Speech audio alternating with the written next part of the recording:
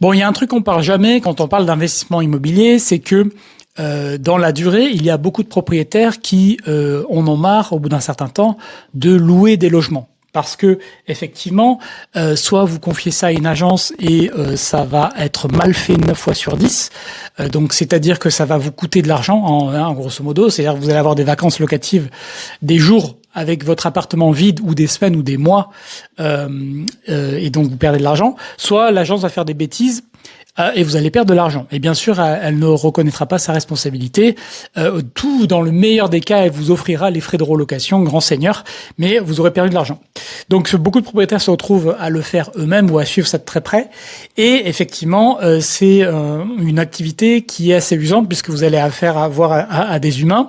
Et il y a beaucoup d'humains qui ne respectent pas les engagements qu'ils prennent, même quand c'est écrit. C'est malheureusement, ça alimente tous les problèmes dans la société, de gens qui vont vous dire on se met d'accord sur ça, on signe un document, et puis 2 semaines après, ils changent d'avis.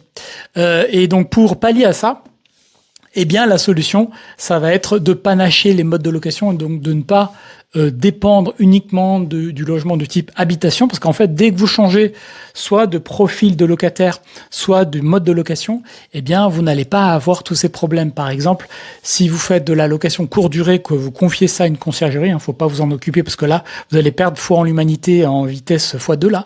Vous le confiez à une conciergerie, vous en occupez pas. Comme ça, vous n'avez plus de gestion. Si vous louez à des étudiants, vous aurez aussi beaucoup moins de problèmes. Même si les étudiants restent 1 an ou 2 ans, vous allez avoir beaucoup moins de problèmes.